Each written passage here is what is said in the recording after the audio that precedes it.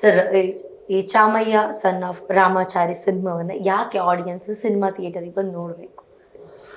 ಯಾಕೆ ನೋಡಬೇಕು ಅನ್ನೋ ವಿಚಾರ ಕೇಳಿದ್ರೆ, ಚಾಮಯ್ಯ ಸನ್ ಆಫ್ ರಾಮಾಚಾರಿ ಆ ಕಥೆಯಲ್ಲಿ ಆದರ್ಶಗಳಿದೆ. ಆ ಹೆಸರುಗಳಲ್ಲಿ ಅದ್ಭುತವಾದಂಥ ಆದರ್ಶ. ಒಬ್ಬ ಪ್ರಾಮಾಣಿಕವಾಗಿ ಒಬ್ಬ ರೆಬಲ್ ಆಗಿರ್ತಕ್ಕಂಥ ಯುವಕ ಅವಾಗ ಹೇಗಿದ್ದ, ಆತನ ಆ ನಡೆಯಲಿದ್ರೆ ಬದುಕನ್ನು ಹೇಗೆ ರೂಪಿಸ್ಕೋಬಹುದು ಅನ್ನೋದನ್ನ ಒಂದು ಅರ್ಥದಲ್ಲಿ ರಾಮಾಚಾರಿ.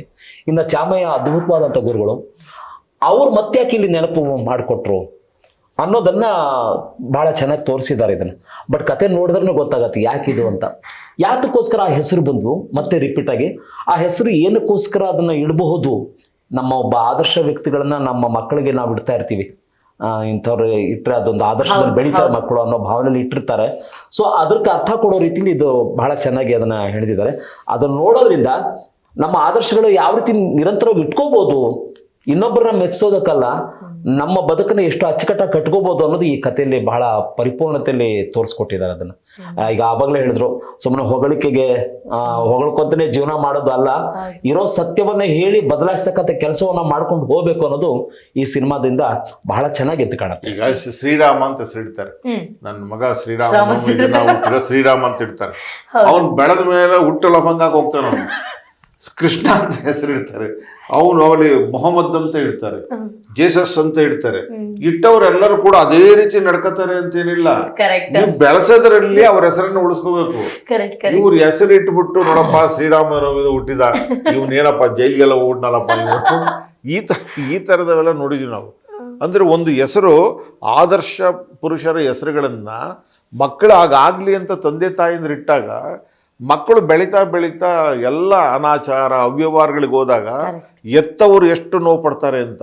ಈಗ ನೀವು ಬೇರೆ ಊರುಗಳಿಂದ ಬಂದಿರ್ತೀರಿ, ನೀವು ಈ ನಿಮ್ಮದು ಒಂದು ಗುರಿ ಏನು ಅಂದ್ರೆ ನಾನು ಈ ತರ ಹೋಗ್ಬೇಕು, ಮುಂದೆ ಬರಬೇಕು ಅಂತ ನಿಮ್ದೊಂದು ಗುರಿ ಇಟ್ಕೊಂಡು ನೀವು ಬಂದಿದ್ರಿ. ನೀವು ನಿಮ್ ಗುರಿ ದಾರಿ ತಪ್ಪಿದಾಗ ಏನಪ್ಪ ನಂಬಿಟ್ಟು ಕಳಿಸೋದು, ಏನಪ್ಪ ಹಿಂಗ ಆಗೋಗ್ಬಿಡ್ತಲ್ಲಪ್ಪ ಅಂತ ಒಂದು ತಂದೆ ತಾಯಿ ಅಂದಾಗ ನಿಮ್ಗೆ ಆ ನೋವಿದರ ಒಳಗಡೆ ಹೆತ್ತವ್ರದ್ದು ಅದು ಇವನ ಶಾಪನೇ ಅದು.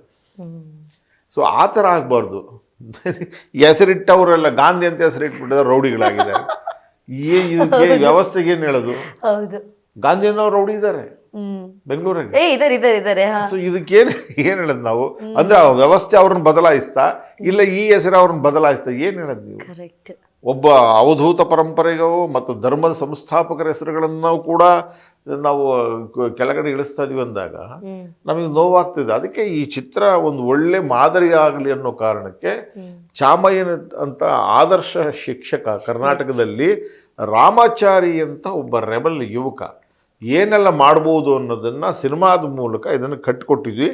ಜಲೀಲ್ನಂಥ ಪಾತ್ರವೂ ಕೂಡ ಬದಲಾಗಿ ತನ್ನ ಮಗನಿಗೆ ವಿದ್ಯಾಭ್ಯಾಸವನ್ನ, ಈವನ್ ಯೂಶಲಿ ನಾವು ಮುಸ್ಲಿಂ ಬಾಂಧವರಿಗೆ ರಂಜಾನ್ ಬಂತೀಗ ಅವರಲ್ಲಿ ಅಕ್ಷರ ಬಲ್ಲವರು ಬಹಳ ಕಡಿಮೆ. ಅವರು ಅಕ್ಷರವನ್ನ ಬಹಳ ಪ್ರೀತಿಸಕ್ಕಂಥವ್ರು, ಆರಾಧಿಸಕ್ಕಂಥವ್ರು ಇದ್ದಾರೆ. ಅದರಲ್ಲಿ ಅವ್ರಿಗೆ ವಿದ್ಯಾಭ್ಯಾಸ ಸಿಕ್ಕಾಗ ಆತನು ಬದಲಾವಣೆ ಆಗಿ ಆತ ತನ್ನವರು ಹೇಗೆ ಬದಲಾವಣೆ ಮಾಡ್ತಾನೆ ಅನ್ನೋದು ಕೂಡ ಮೆಸೇಜ್ ಇದ್ರಲ್ಲಿ. ಈ ಮೆಸೇಜ್ ನೋಡೋದಕ್ಕೋಸ್ಕರ ಜನಗಳು ಸಿನಿಮಾ ಓವರಾಲ್ ಅದ್ಭುತವಾದಂತ ಮೆಸೇಜ್ ಇದೆ. ಈಗಿನ ಹೇಳಿದ್ರೆ ಈಗಿನ ಜನರೇಷನ್ಗೆ, ಈಗಿನ ತಂದೆ ತಾಯಿಗಳಿಗೆ, ನಾವು ತಂದೆ ತಾಯಿ ತಪ್ಪು ಮಾಡಿದ್ರೆ ಮಕ್ಕಳ ಮೇಲೆ ಏನು ಪರಿಣಾಮ ಬೀರುತ್ತೆ, ಮಕ್ಕಳು ದಾರಿ ತಪ್ಪೋ ಸಮಯದಲ್ಲಿ ತಂದೆ ತಾಯಿಗಳು ಹ್ಯಾಕ್ ತಿದ್ದಬಹುದು, ತಿದ್ದದೇ ಹೋದ್ರೆ ಏನಾಗುತ್ತೆ, ಆಮೇಲೆ ಅದ್ರನ್ನು ನಾವ್ ಯಾವ ರೀತಿ ಅನುಭವಿಸ್ತೀವಿ, ಅದೇನಾಗತ್ತೆ, ಸಾಧ್ಯತೆ ಇರುತ್ತೆ. ಸಾಧ್ಯತೆ ಇರೋದನ್ನ ನಾವು ಸಾಧಿಸದೆ ಹೋದ್ರೆ ಏನೆಲ್ಲ ಆಗತ್ತೆ ಅನ್ನೋದನ್ನ ಬಹಳ ಅದ್ಭುತವಾಗಿ ಅದನ್ನ ತೋರಿಸ್ಕೊಟ್ಟಿದ್ದಾರೆ. ಅದನ್ನ ಅದ್ರ ಜೊತೆಗೆ ವಿಷ್ಣು ದಾದ ಸರ್ ಯಾರೆಲ್ಲ ಮಿಸ್ ಮಾಡ್ಕೊಳ್ತಿದ್ದಾರೆ ಅವರಂತೂ ಬರ್ಲೇಬೇಕು. ಅವ್ರಿಗೊಂದು ಒಳ್ಳೆ ಹಬ್ಬ ರಾಮನವಮಿ ದಿನ ಒಂದು ಇದು ಪಾನ್ಕ ಕೋಸಂಬರಿ ತರ ಅವರು ಅಷ್ಟು ಅದ್ಭುತವಾಗಿ ಅದನ್ನ ಆರಾಮಾಗಿ ಸೌದ್ಬಿಟ್ಟು ಶ್ರೀರಾಮನವಮಿ ದಿನ ಇದನ್ನ ಆರಾಮ್ಸೆ ಕರ್ನಾಟಕದ ಬಹಳಷ್ಟು ಮಂದಿರಗಳಲ್ಲಿ ಇದನ್ನು ಗಮನಿಸ್ಬೋದು. ನಾವು ಕೂಡ ಈಗ ಏನು ಸುಮ್ಮನೆ ಯುದ್ಧ ಮಾಡೋಕ್ಕಾಗಲ್ಲ, ಯಾಕೆಂದ್ರೆ ಈಗ ಸಿನಿಮಾದವರನ್ನು ಯಾರು ಸಾಲ ಕೊಡಲ್ಲ, ಈಗ ಮನೆಯವರೇ ಕೊಡೋದಿಲ್ಲ. ರೇ ಈ ಸಿನಿಮಾಕ್ಕೆ ಹಾಕ್ತಾರೆ ಹೋಗ್ರಿ ಅಂತ, ಸಿನಿಮಾಕ್ಕೆ ಹಾಕಿ ದುಡ್ಡು ಮತ್ತೆ ಸ್ಮಶಾನಕ್ಕೆ ಹೋಗಿದ್ದ ಅದು ಎರಡು ವಾಪಸ್ ಬರೋಕೆ ಹೋಗ್ರಿ ಅನ್ನೋ ಮಟ್ಟ ಕಾಲಘಟ್ಟದಲ್ಲಿದ್ದು ನಾವು. ಸೊ ಹಂಗಿದ್ದಾಗಲೂ ಕೂಡ ನಾವು ಕನ್ನಡಿಗರ ಮೇಲೆ, ಈ ಚಾಮಯ್ಯ ಮತ್ತು ರಾಮಾಚಾರಿ ಮೇಲೆ, ಜಲೀಲ್ ಮೇಲೆ, ಇವ್ರ ಮೇಲೆ ಇಟ್ಟಿರೋಂಥ ವಿಶ್ವಾಸಗಳೇನಿದೆ, ಈ ಪಾತ್ರಗಳನ್ನ ಕನ್ನಡದಲ್ಲಿ ಮತ್ತೆ ತರಬೇಕು ಅನ್ನೋದೇನಿದೆ ತಂದಿದ್ವಿ ಅದನ್ನ. ಸೊ ಅದನ್ನ ನೋಡಿದ್ರು ಅದನ್ನ ಚೆನ್ನಾಗಿ ರಿಸೀವ್ ಮಾಡಿಕೊಂಡ್ರೆ ಇನ್ನೊಂದು ಪ್ರಯತ್ನಕ್ಕೆ ನಾವು ಸಿದ್ಧರಾಗ್ಬೋದು. ಇಲ್ಲ ಅಂತಂದರೆ ಸುಮ್ಮನೆ ಸಲಿಕೆ ಬುಟ್ಟಿ ತಗೊಂಡು ಹೊಲಕ್ಕೆ ಹೋಗ್ಬಿಟ್ಟು ತೋಟ ಮಾಡ್ಕೊಂಡು ಇರೋದು ಒಳ್ಳೆಯದು ಈಗ ಸದ್ಯದ ಪರಿಸ್ಥಿತಿಯಲ್ಲಿ. ಸೊ ಇದೊಂದು ಒಳ್ಳೆ ಸಿನಿಮಾ ಅಂತ ನಾನು ಏನು ಹೇಳಲ್ಲ, ನೀವು ನೋಡಿದರೆ ಒಳ್ಳೆ ಸಿನಿಮಾ. ಕರೆಕ್ಟ್. ನಂದು ಬಡಬಡಿಸ್ಕೊಂಡು ಏನೂ ಇಲ್ಲ, ನೀಟಾಗಿ ಮಾಡಿದ್ವಿ. ಚಿತ್ರದುರ್ಗ ನೀಟಾಗಿ ತೋರಿಸಿದ್ವಿ, ಬಾದಾಮಿ ಬನಶಂಕರಿಗೆ ತೋರಿಸಿದ್ವಿ, ಬೆಂಗಳೂರು ತೋರಿಸಿದ್ವಿ, ಪಾತ್ರಗಳು ತೋರಿಸಿದ್ವಿ.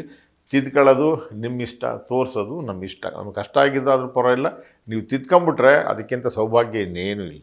ಓಕೆ, ಸಿನಿಮಾ ಯಾವತ್ತು ರಿಲೀಸ್ ಆಗ್ತದೆ? 27 ಶ್ರೀರಾಮನವಮಿ ದಿನನೇ ಅದು ಬಿಡುಗಡೆ. ಅದು ಇದೇ ತಿಂಗಳು 27ನೇ ತಾರೀಕು ಸಿನಿಮಾ ರಿಲೀಸ್ ಆಗ್ತಾ ಇದೆ. ಬಿಡುಗಡೆ.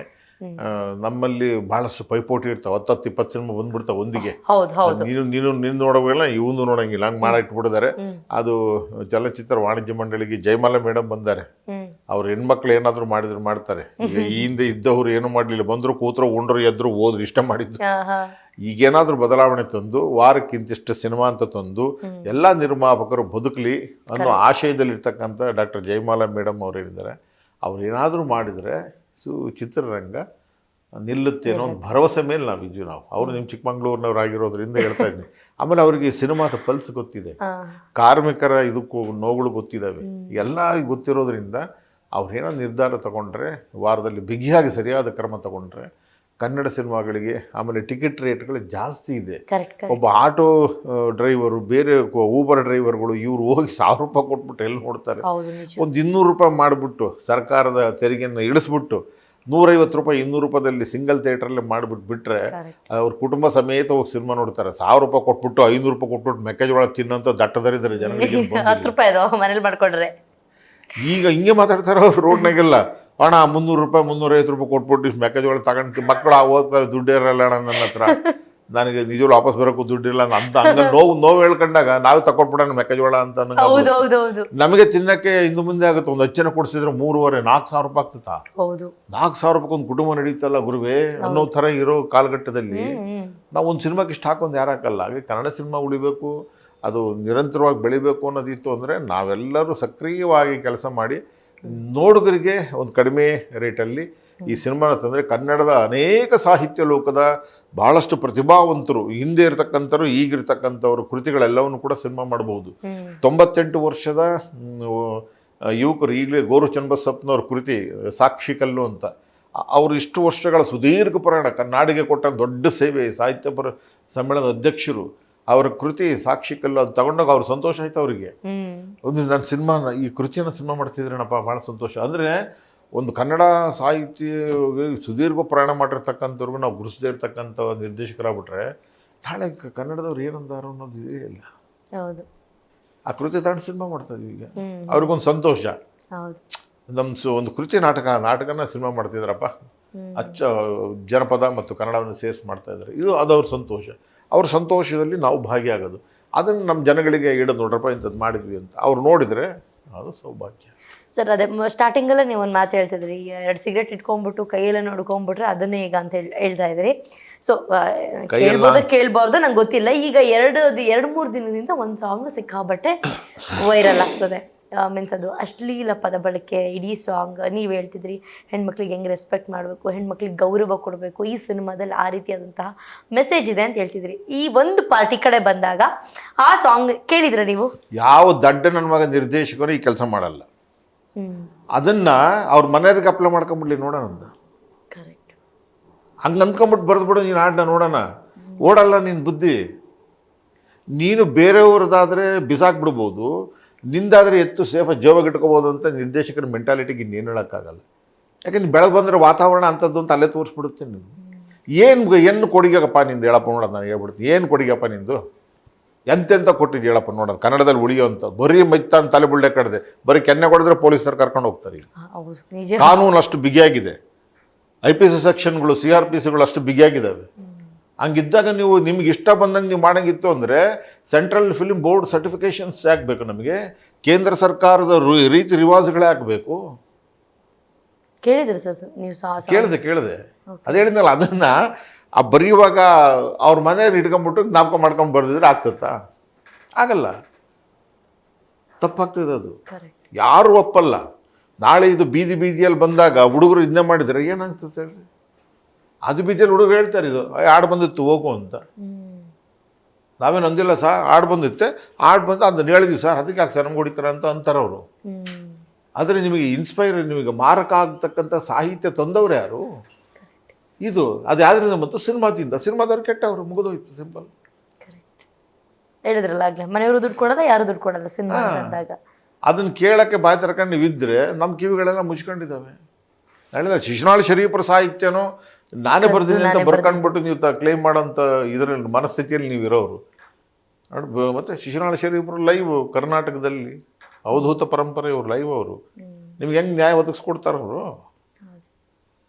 ಅಲ್ಲ, ಆತ್ಮಗಳು, ಚೇತನಗಳವೆಲ್ಲವೂ ಕೂಡ ಅವೆಲ್ಲವೂ ಇಲ್ಲಿರ್ತಾವೆ, ನೆಲೆಸಿರ್ತಾವೆ. ಅದನ್ನು ಅರ್ಥ ಮಾಡಿಕೊಂಡು ನೀವು ಹಾಡು ಬರೆಯುವಾಗ ಡ್ಯಾನ್ಸ್ ಮಾಡಿಸಿ, ಪಲ್ಟೆ ಹೊಡಿಸಿ, ಏನಾದರೂ ಮಾಡಿ, ಏನಾದರೂ ಮಾಡ್ಕೊಳ್ಳಿ.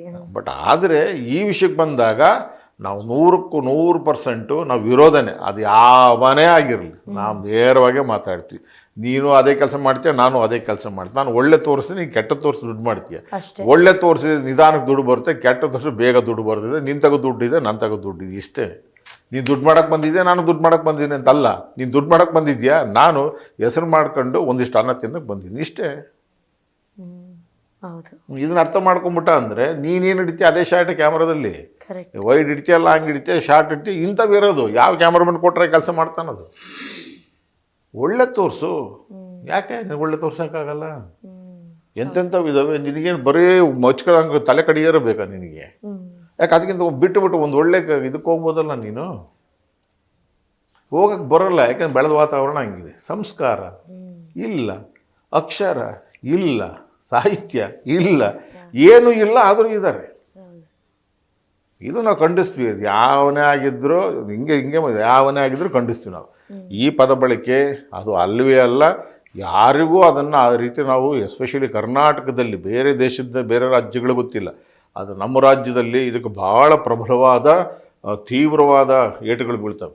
ಅಷ್ಟಂತೂ ಸತ್ಯ. ಆ ಥರ ಮಾಡಬಾರ್ದು. ಫಾರಿನ್ ಒಂದು ಹುಡುಗಿ ಒಂದು ಆ ಸಾಂಗಿಗೆ ಒಂದು ಕಮೆಂಟ್ ಮಾಡಿದ್ದಾರೆ. ಏನಂತ ಹೇಳ್ಬಿಟ್ಟು, ಕನ್ನಡ ಇಂಡಸ್ಟ್ರಿ ಬೆಳಿಬೇಕು ಅಂತ ಬರೀ ಬಾಯಲ್ಲಿ ಬಡಾಯಿನ ಕೊಚ್ಕೊಳ್ತೀರಾ ನೀವು. ಸಾಂಗು ಸಿನಿಮಾ ಅಂತ ಬಂದಾಗ ಇಂಥ ಕೆಟ್ಟ ಅನಾಚಾರ, ಅಶ್ಲೀಲ ಪದಗಳನ್ನ ಬಳಕೆ ಮಾಡ್ತೀರಾ ನೀವು. ಎಲ್ಲಿ ಕನ್ನಡ ಇಂಡಸ್ಟ್ರಿ ಮುಂದೆ ಬರುತ್ತೆ ಅಂತ ಒಂದಷ್ಟು ಇದು ಮಾಡಿದ್ದಾರೆ. ಅದ್ರ ಬಗ್ಗೆ ನಾವು ಹೇಳಿ, ಸಹಜವಾಗಿ ಅವ್ರಿಗೊಂದು ಹೆಣ್ಣಲ್ವಾ? ಕರೆಕ್ಟ್. ಕಾಮನ್ಗೆ ನಾವು ನಮ್ಮ ಪರಿಸ್ಥಿತಿಯನ್ನು, ಆಮೇಲೆ ಅವರ ಮನಸ್ಥಿತಿಯನ್ನು ಎರಡನ್ನ ಅರ್ಥ ಮಾಡ್ಕೋಬೇಕು. ನೀನು ಮನಸ್ಥಿತಿಯನ್ನು ನೋಡ್ತಾ ಇದೀಯ, ಆದರೆ ನಾನು ಮನಸ್ಥಿತಿಯನ್ನು ನೋಡ್ತಾ ಇದ್ದೀನಿ. ಮಹಿಳೆಯರ ಮನಸ್ಥಿತಿ, ಆಯಿತಾ? ಮನೆ ಒಳಗಡೆ ಇರ್ತಕ್ಕಂಥ ಮನಸ್ಥಿತಿ ಇವನು ನೋಡ್ಬೇಕು ನಾವು. ಒಂದು ಸಿನಿಮಾ ಒಂದು ಮನಸ್ಥಿತಿ, ಒಂದು ಮನಸ್ಥಿತಿ, ಒಂದು ಮನೆ ಒಳಗಡೆ ಇರ್ತಕ್ಕಂಥ ಅದರ ಸ್ಥಿತಿ. ನೀವು ಇವೆಲ್ಲ ಬಿಟ್ಬಿಟ್ಟು ಬರೀ ಮನಸ್ಥಿತಿಗೋಸ್ಕರ ನೀವು ಇದನ್ನೆಲ್ಲ ಮಾಡಿಬಿಟ್ರೆ ಭಗವಂತ ನೀನು ಯಾರು ಮೆಚ್ತಾರೆ? ನಾಳೆ ಕರ್ಬಿಟ್ಟಂಗೆ ಮೇನ್ ಕ್ಯಾರೆಕ್ಟರ್ ಕೊಟ್ಬಿಡ್ತೀವಿ. ಆ ಥರದ್ದು ಏನಿಲ್ಲ. ನಮ್ಮೊಳಗಡೆ ಎಲ್ಲರೂ ಇದ್ದಾರೆ, ನಮ್ಮ ಸಮಯವನ್ನು ಮಾಡ್ಕೋತೀವಿ. ಆದರೆ ಇದು ಸ್ತ್ರೀ ವಿರೋಧಿ ಇದೇನಿದೆಯಲ್ಲ ಸಾಲುಗಳು, ಇದನ್ನು ಅಕ್ಷರ ಸಹ ಯಾರೇ ಆದರೂ ನಾವಂತೂ ಪ್ರತಿಭಟಿಸೋದೇ. ಇದು ನಾವು ರಾಮಾಚಾರಿ ಸಿನಿಮಾ ಮಾಡೋದ್ರಿಂದ ಇದು ರಬಲ್ ಹಂಗಲ್ಲ. ನಾವು ರಾಮಾಚಾರಿ ದುರ್ಗದಲ್ಲೇ ಶೂಟ್ ಆಗಿತ್ತು, ನಾವು ದುರ್ಗದರಾಗಿರೋದನ್ನು ನಾವು ಇದನ್ನು ಪ್ರತಿಭಟಿಸ್ತೀವಿ ಅಷ್ಟೇ. Okay sir, thank you so much ಇಬ್ಬರಿಗೂ ಕೂಡ. ಚಾಮಯ್ಯ ಸಣ್ಣ ರಾಮಾಚಾರಿ ಸಿನಿಮಾ ಯಶಸ್ವಿಯಾಗಲಿ, ಒಳ್ಳೆ ಕಂಟೆಂಟ್ ಇದೆ ಅಂತ ಹೇಳಿದ್ರಿ, ಹೆಣ್ಮಕ್ಳಿಗೆ ಹೆಂಗೆ ರೆಸ್ಪೆಕ್ಟ್ ಮಾಡಬೇಕು ಅಂತ ಹೇಳಿದ್ರಿ. ಎಲ್ಲದಕ್ಕಿಂತ ಮುಖ್ಯವಾಗಿ ವಿಷ್ಣುದಾದ ಸರ್ನ ಮತ್ತೆ ನೋಡಬೇಕು ಸ್ಕ್ರೀನ್ ಮೇಲೆ ಅಂತಂದರೆ ಈ ಸಿನಿಮಾವನ್ನು ನೋಡಬೇಕು ಅಂತ ನಮಗೆ ಅನ್ನಿಸ್ತು. ಇದೇ ತಿಂಗಳು ರಿಲೀಸ್ ಆಗ್ತದೆ. Very all the best sir, ಒಳ್ಳೇದಾಗಲಿ. ಆದರೆ ಕೊನೆಯದಾಗಿ ಒಂದು ಡೈಲಾಗ್ ಯಾವುದಾದ್ರೂ ಒಂದು ಪ್ಲೀಸ್. ಸೊ 72 ಇಸ್ವಿಲಿ ಅವ್ರ ಧ್ವನಿ ಆಗಿತ್ತು. ತದನಂತರ 2004 ನಂತರ ಅವ್ರ ಧ್ವನಿ ಸ್ವಲ್ಪ ಬದಲಾವಣೆ ಆಯ್ತು. ಸೊ ಅದು ಅವೆರಡರದ ಒಂದು ಸಣ್ಣ ಝಲಕ್ ನಾನು ತೋರಿಸ್ತೀನಿ. ಮೂಲತಃ 72 ಇಸ್ವಿಲಿ ಮೊದಲನೇ ಒಂದು ಧ್ವನಿ, ನಾನ್ ಬರಲ್ಲ ಮೇಷೆ, ಅವತ್ತು ನಿಮ್ಮ ಮಾತನ್ನು ಕೇಳಿ ಅಲ್ಮೇಲೂ ನನ್ನಿಂದ ದೂರ ಮಾಡ್ಕೊಂಡೆ. ಈಗ ಅಲ್ಮೇಲು ಸ್ಥಿತಿ ಏನಾಗಿದೆ ಗೊತ್ತಾ ಮೇಷ್ರೆ? ಬೆಂಗಳೂರು ನಗರದಲ್ಲಿ ದೇಹ ಮಾರ್ಕೊಳ್ಳೋ ವೇಷ ಆಗಿದ್ದಾಳೆ. ನನ್ನ ಅಲ್ಮೇಲೆ ಇರೋದು ಆ ರೀತಿ ಆಗೋದಕ್ಕೆ ನೀವೇ ಕಾರಣ. ನಿಮ್ಮ ಮಾತನ್ನು ಕೇಳಿ ಮಾರ್ಗದಿಂದ ನನಗೆ ದೂರ ಮಾಡಿಕೊಂಡು ಅವಳು ವೇಷ ಮಾಡ್ಬೇಕೇನು? ನಾನ್ ಬರಲ್ಲ ಮೇಷೆ, ನನ್ನ ಚಾಮಿ ಮಿಸ್ಟ್ರನ್ನ ನಾನೇ ಕೊಂದ್ಬಿಟ್ಟೆ. ನಮ್ದವ್ರಿಗೆ ಯಾರಿಗೂ ಒಳ್ಳೇದಾಗ್ಲಿಲ್ಲ. ಮಾರ್ಗ್ರೆಟ್, ನೀನು ನನ್ನ ಜೊತೆ ಬರ್ತೀಯಾ? ನಾನು ನನ್ನ ಚಾಮಿ ಮೇಷ ಜಾಗಕ್ಕೆ ಹೋಗ್ತಾ ಇದ್ದೀನಿ, ನೀನು ಬರ್ತೀಯಾ? ಮೇಷೆ, ಈ ನಿಮ್ಮ ಶಿಷ್ಯನು ನಿಮ್ಮ ಹಿಂದೆ ಬರ್ತಿದ್ದಾನೆ, ಆದ್ರೆ ಒಬ್ನೆಲ್ಲ ಮಾರ್ಕೆಟ್ ಜೊತೆಯಲ್ಲಿ. ಇದು 72ರಲ್ಲಾಗಿರ್ತಕ್ಕಂಥ 2004 ನಂತರದಲ್ಲಿ ಅವರು ಸ್ವಲ್ಪ ಧ್ವನಿ ಅವ್ರದ್ದೊಂದು ಬದಲಾವಣೆ ಆಗಿತ್ತು. ಅದರದ್ದೊಂದು ಸಣ್ಣ ಝಲಕು. ಈ ಕೈ ಕರ್ನಾಟಕದ ಆಸ್ತಿ. ಈ ಕೈಯಲ್ಲಿರೋ 5 ಬೆರಳುಗಳು 5 ಕೋಟಿ ಕನ್ನಡಿಗರ ಶಕ್ತಿ. ಇದನ್ನ ಮುಷ್ಟಿ ಮಾಡಿ ಹೊಡೆದ್ರೆ ಮತ್ತೆ ಆ ವ್ಯಕ್ತಿ ಎದ್ದು ಬಂದಿದ್ದೆ ಚರ್ಚೆಲಿಲ್ಲ. ನೀನ್ ಮಾಡಿರ್ತಕ್ಕಂಥ ಎಲ್ಲ ತಪ್ಪುಗಳಿಗೂ ಕೋರ್ಟ್ ಒಂದೇ ಸರಿ ಶಿಕ್ಷೆ ನೀಡುತ್ತೆ. ಆದ್ರೆ ಈ ಕದಮನ ಕೋರ್ಟಲ್ಲಿ ಹಾಗಲ್ಲ. ನೀನು ಮಾಡಿರ್ತಕ್ಕಂಥ ಒಂದೊಂದು ತಪ್ಪುಗಳಿಗೂ ಒಂದೊಂದು ಶಿಕ್ಷೆ ಕೊಟ್ಟು ಸಾಯಿಸೋದು ನಾನು. ಇವನೇನ್ ಹೇಳ್ತಾನೋ ಅದನ್ನೇ ಮಾಡ್ತಾನೆ, ಏನ್ ಮಾಡ್ತಾನೋ ಅದನ್ನೇ ಹೇಳ್ತಾನೆ. That is Kadamba. Kadamba. Super. Very all the best sir. Cinema ಒಳ್ಳೇದಾಗ್ಲಿ. ಎಲ್ಲರೂ ಕೂಡ ಚಿತ್ರಮಂದಿರಕ್ಕೆ ಬಂದು ಈ ಸಿನಿಮಾವನ್ನ ನೋಡಿ ಯಶಸ್ವಿಗೊಳಿಸಿ ಅಂತ ಕೇಳ್ಕೊಳ್ತೀನಿ ಸರ್. ನನಗಂತೂ ಮೇಯ್ನ್ ಆಗಿ ನಿಮ್ಮನ್ನ ನೋಡಕ್ ಬರ್ಬೇಕು. ಹೆಂಗಿರುತ್ತೆ ಸಿನಿಮಾದಲ್ಲಿ? ಓಕೆ, ಡೈರೆಕ್ಟ್ ಆಗಿ ಇಷ್ಟೋದಂಗ ನೋಡಿದೆ, ಸಿನಿಮಾದಲ್ಲಿ ಹೆಂಗ್ ಮಾಡಿರ್ಬೋದು, ಸೇಮ್ ಹಿಂಗೆ ವಿಷ್ಣುವರ್ಧನ್ ಸರ್ ತರನೇ ಇರುತ್ತಾ ನೋಡ್ಬೇಕು ಅಂತ ಕಾತರದಿಂದ ಕಾಯ್ತಾ ಇದ್ದೀನಿ. Very all the best sir. ಒಳ್ಳೇದಾಗ್ಲಿ, ನಿಮ್ಮ ಸಿನಿಮಾಗೆ ಒಳ್ಳೇದಾಗ್ಲಿ ಅಂತ ಹೇಳ್ತೀನಿ. Thank you so much sir. ಎಲ್ಲರಿಗೂ ಯುಗಾದಿ ಮತ್ತು ರಾಮನವಮಿ ಶುಭಾಶಯಗಳು. ಸೊ ರಾಜ್ಯ ಸುಭಿಕ್ಷೆಯಿಂದಿರಲಿ. ಜೈ ಶ್ರೀರಾಮ್. Thank you sir. ಇದಾಗಿತ್ತು ಇವತ್ತಿನ ವಿಶೇಷ. ನೋಡ್ತಾ ಇರಿ ಸ್ಪೀಡ್ ನ್ಯೂಸ್ ಕನ್ನಡ.